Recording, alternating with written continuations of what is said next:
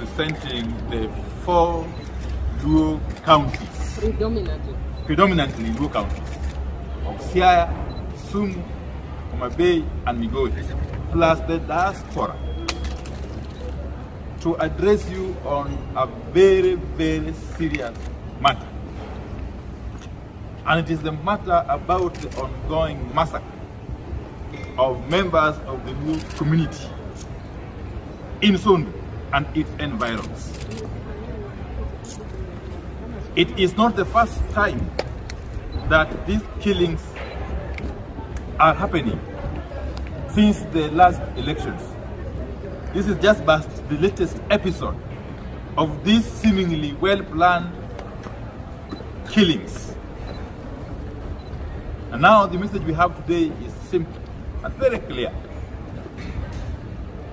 That we want the regime that is in power, which is the Kenya Kwanza regime, led by Honorable William Ruto, to take this issue as a priority and to move with speed and stop the killings, which are going on even as we speak now. As we speak, attacks are going on from ethnic warlords emanating from Kericho County who are crossing into Kisumu County, killing our people, taking away their livestock.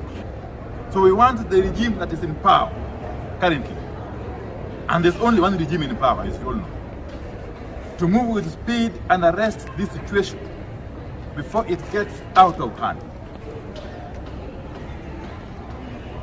We want the regime in power to suspend any other activities, planned or ongoing, and focus on stopping these killings.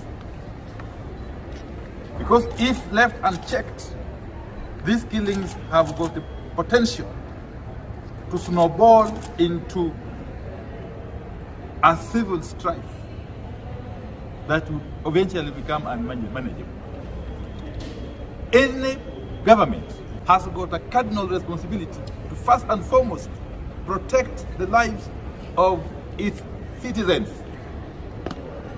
The lives of its citizens, regardless of whether those citizens support it or not.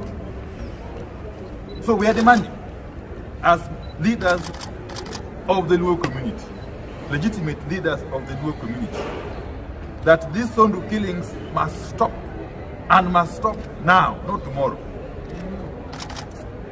Because there is a danger that if these killings are not stopped, the victims are likely to feel that they have been abandoned by the state and therefore resort to measures to protect themselves.